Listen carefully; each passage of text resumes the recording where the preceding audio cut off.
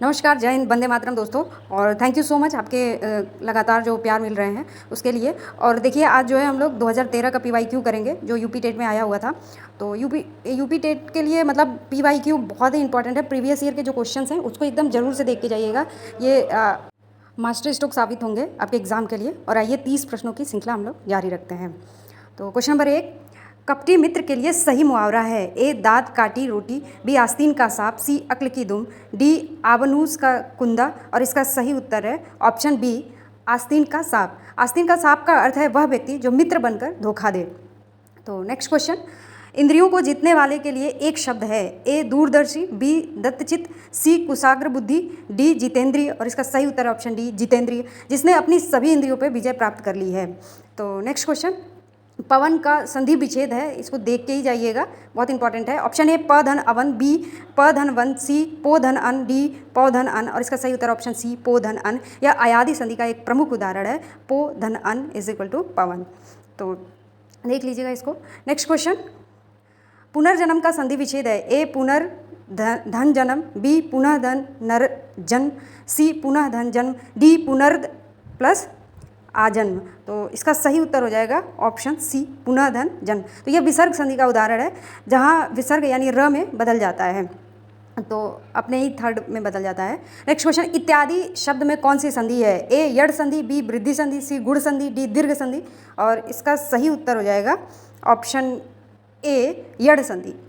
तो ये इत्यादि जो है वो यड़ संधि का उदाहरण है। इति धन आदि इज इक्वल टू इत्यादि, यहाँ ई और आ मिलकर या बनाते हैं। नेक्स्ट क्वेश्चन, नाक रगड़ना का क्या अर्थ है। ए नाक में चोट लगना, बी इज्जत देना, सी दीनतापूर्वक प्रार्थना करना, डी चापलूसी करना। इसका सही उत्तर हो जाएगा ऑप्शन सी, दीनतापूर्वक प्रार्थना करना। तो गिड़गिड़ाना या बहुत मिन्नतें करके प्रार्थना करना जो है इसका सही उत्तर हो जाएगा। नेक्स्ट क्वेश्चन, उन्मूलन का विलोम क्या है। ए उत्थान, बी उत्कर्ष, सी रोपण, डी अवनति। और इसका सही उत्तर है ऑप्शन सी, जो उन्मूलन का हो जाएगा रोपण। तो उन्मूलन का अर्थ जड़ से उखाड़ना और रोपण का अर्थ लगाना होता है। देखिए आप कुछ भी नहीं पढ़े हैं फिर भी पीवाईक्यू जरूर एक बार देख करके जाइएगा।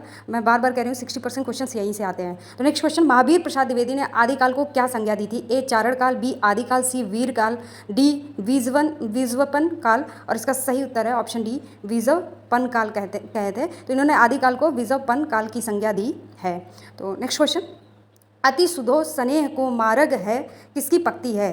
तो ए आलम, बी बोधा, सी ठाकुर, डी घनानंद। और इसका सही उत्तर है ऑप्शन डी, घनानंद। तो घनानंद रीति मुक्तक काव्य धारा के सर्व प्रमुख कवि माने जाते हैं। नेक्स्ट क्वेश्चन, कालिंदी का परिवाची क्या है। ए सरस्वती, बी लक्ष्मी, सी गंगा, डी यमुना। और कालिंदी जो है ऑप्शन इसका डी सही उत्तर हो जाएगा। कालिंदी यमुना का परिवाची है। तो कालिंदी, सूर्यसुता, अर्कजा आदि यमुना नदी के परिवाची हैं। तो देख लीजिएगा। नेक्स्ट क्वेश्चन, आधुनिक हिंदी साहित्य की पहली आत्मकथा के लेखक कौन माने जाते हैं। ए बाबू श्याम सुंदर दास, बी देवेंद्र सत्यार्थी, सी हरिवंश राय बच्चन, डी जयशंकर प्रसाद। और इसका सही उत्तर हो जाएगा ऑप्शन ए, बाबू श्याम सुंदर दास। तो इनकी रचना मेरी आत्मकहानी 1941 को प्रथम आत्मकथा माना जाता है। नेक्स्ट क्वेश्चन, कार्य के आरंभ में ही विघ्न पड़ना किस मुहावरे का अर्थ है। ए सिर मारना, बी सिर पर शहरा बांधना, सी सिर मुड़वाते ही ओले पड़ना, डी सिर पर शैतान सवार होना। और इसका सही उत्तर हो जाएगा ऑप्शन सी,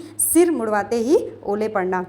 तो काम शुरू करते ही परेशानी या बाधा आ जाए तो इसको बोलते हैं सिर मुड़वाते ही ओला पड़ना। नेक्स्ट क्वेश्चन, किस कवि को कवियों का कवि कहा जाता है। बहुत इंपॉर्टेंट है। ए धर्मवीर भारती, बी शमशेर बहादुर सिंह, सी रघुवीर सहाय, डी सर्वेश्वर दयाल सक्सेना। और इसका सही उत्तर हो जाएगा option B, Shamsher Bahadur Singh.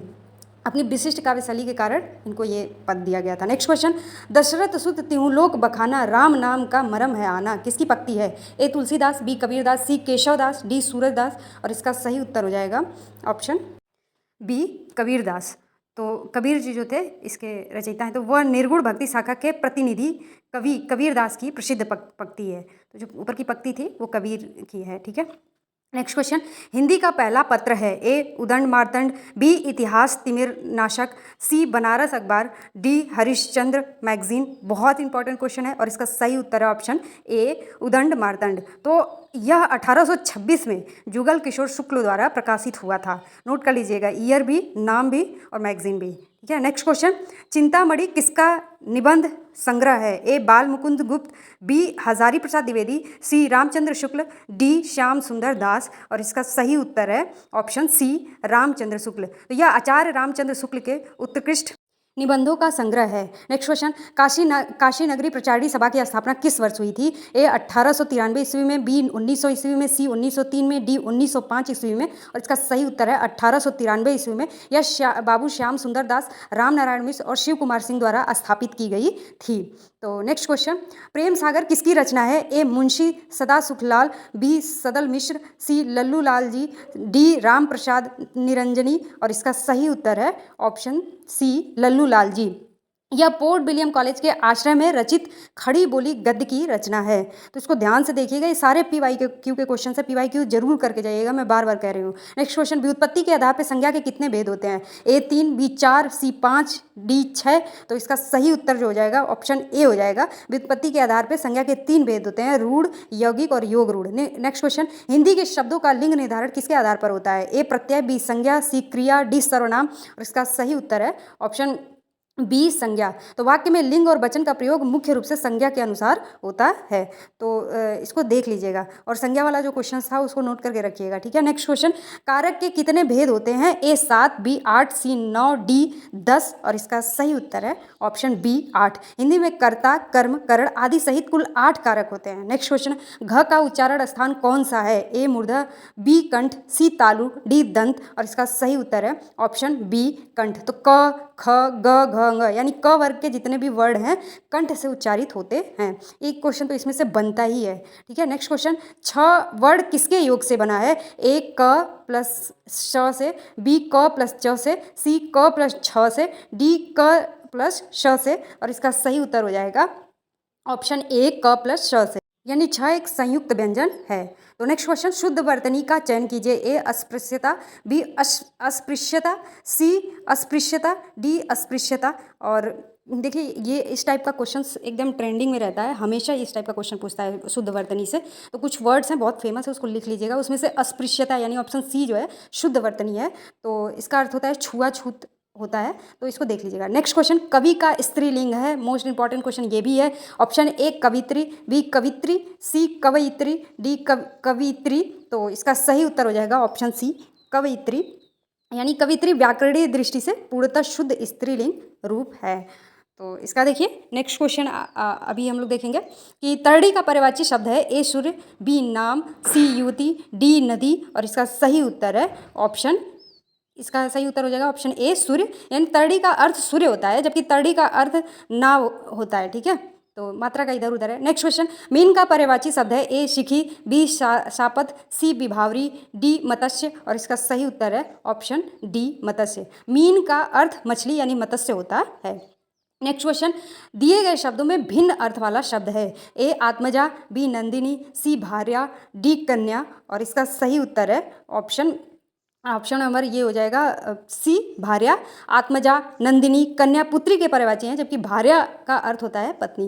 Next question, अनुपम का पर्यायवाची शब्द है। ए स्वर्गीय, बी लौकिक, सी पार्थिव और डी अद्वितीय। और इसका सही उत्तर है ऑप्शन डी अद्वितीय। अनुपम का अर्थ है जिसके समान कोई दूसरा ना हो, यानी अद्वितीय।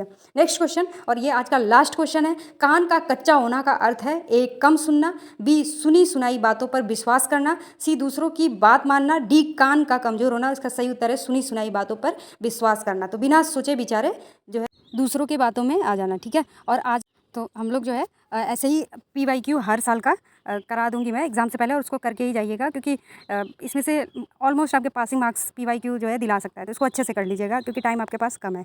और thank you so much video पूरा देखने के लिए।